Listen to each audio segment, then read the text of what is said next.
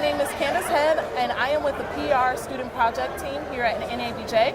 I'm sitting here with Antonio Yarbough, and he is going to talk to us about the Center for Families, the Alliance of Families for Justice. So he's currently ahead of their buddy system, and so he's going to talk about that today.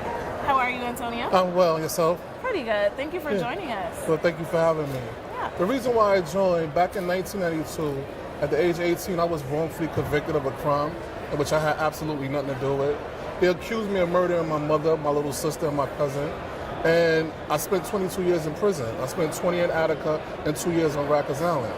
So when the Alliance for Family called out to me to ask me to join and to join a buddy system, it meant a lot to me because I know exactly what goes on when you come home from prison and you don't know what to do. I spent 22 years in prison. It's like coming back out being a baby again. So that's the reason why I joined the Alliance for the Family System. Wow. Let's go back to that. 22 years for a wrongful conviction for a murder of your family. What was that like? Well, it was horrible. And not only was it horrible, my job as a kid when I went in. So you get stuck in time in there. And people don't realize that you're stuck, actually literally stuck in time. And then luckily when I was exonerated back in 2014, I was put back out on the street. And now, going in at the age of 18, stuck in that same mode, you come back out 17 and 18 years old because you don't know how to pay your bills. You don't know how to use a cell phone. You don't know how to use a computer. And these are the things that, no ID, you have no place to go unless you have family. And a lot of people that's coming home doesn't have that system.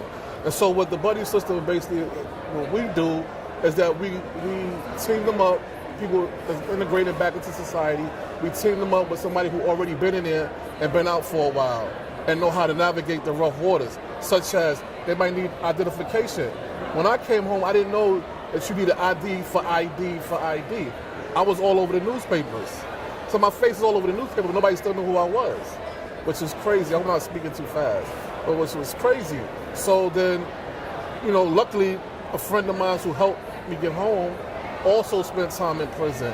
And he showed me step by step, this is what you have to do. This is what you have to do. And this is what you have to do. Also, if they have family members, somebody who they don't know what to do, they don't understand, they ain't been in prison, they don't understand what it's like when you're doing the same thing over and over and over for the last 22 years. You know what I'm saying? So they expect you to come home and automatically know how to use a phone. That's not the case. Or you should know how to pay a bill. Or you should at the age of 30 or 40 or whatever, but you don't. I came home, I went into jail at 18, I got out 6 days before my 40th birthday. I ain't know nothing about paying bills. My mother did that before I went in. You know what I'm saying? I ain't know how to use the cell phone. They had I don't know if y'all maybe too young to know that, but the phone with the round, or a beeper. They don't have that now. Right. So even though I've been home for 2 years, I'm still learning things that I probably should have been known. But regular people in society don't realize, they don't understand it. You know what I'm saying? So the buddyhood is extremely important because it lets me know that I understand where you're coming from, I understand what you're going through, and here, I can hold your hand, I'm going to help you through these rough waters. Of reacclimating into life. Right. So can you talk about what it's like to gain employment right after your release from prison? Well, see, I was, once everybody found out I was innocent, people really want to help. There are people that actually really want to help but don't know what to do. So I was fortunate enough to know some people who knew other people who helped me find a job. My first job was working at the Sheraton making $32 an hour to start off. I would have never thought that in my life. Right. So I was proud, I was happy, to find that employment. The question is, what do I do then? I have a check, now what do I do? Well, you need a place to stay. I need to speak to somebody because even now, and I was speaking to Miss Sophia Elijah about that, is that I own my own home now. But I love sleeping in the guest room, which is the smallest room in the house because I'm so used to being confined. Wow. People don't understand that either. It's that space, it's space and time. So it's like, there's a lot that goes on in the mind of a person who, I don't know whether they're guilty or not guilty because they don't care. When you're in there, you're just a number. So I gather a person even committed a crime, spending 10 years in there, come home, things are different, you know, and they need that help. They really need that help. And to have somebody who haven't experienced that, you can't have them trying to say, well, listen, I understand what you're going through. This is impossible.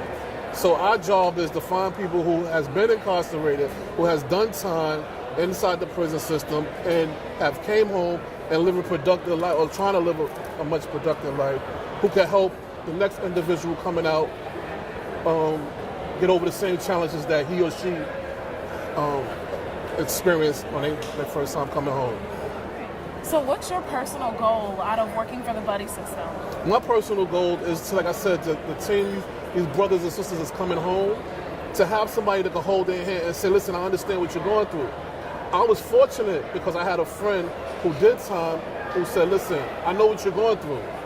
Because it's embarrassing at the age of 40 to say, listen, I don't know how to pay my phone bill.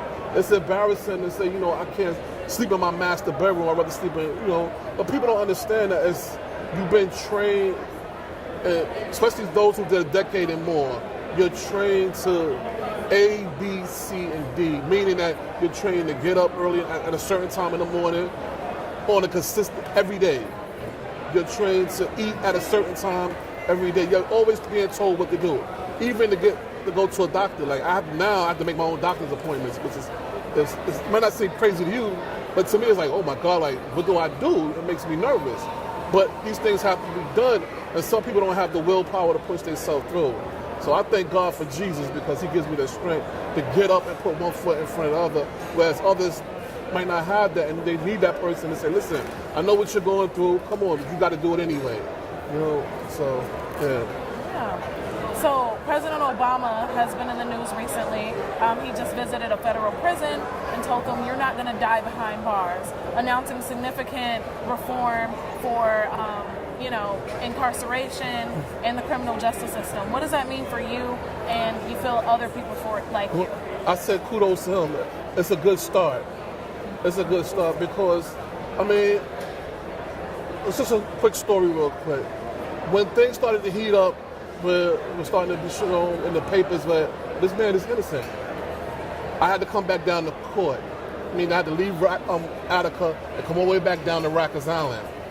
And when I got there, all I seen was babies, young black babies, young Puerto Rican babies. It almost broke my heart because I'm like, what the hell is going on with our system, justice system? And it's due to stop and frisk. It's due because he had a bag of marijuana in his pocket, or you're a first-time offender, and you charging these babies as an adult. Now, the law states that I have to be 21 before I can be an adult, or for a female is 18. So how come when a crime is committed, these same young children say, okay, well, 15 we could charge them as an adult. But when you go to the suburbs, and listen, I'm far from racist, but the facts are the facts. You go into the suburbs, they're not having it. No, he's a child, he's a baby, and they do such, you know what I'm saying? So we all know that the system is it's not fair. I know that it's not fair because I have never committed a crime before in my life, and I was going out to become a federal prosecutor, believe it or not. But I'm so glad that didn't happen, you know what I'm saying? Because I didn't know that these things take place. And until you start hearing the stories, until you start going to visit these places and things like that, you won't know. And so I'm glad that I'm able to shed some type of light on it. But back to the Obama, I'm glad that they actually finally trying to do something, because before it was political suicide to even talk about the prison system. You know what I'm saying? Nobody wanted to deal with it. It was like taboo.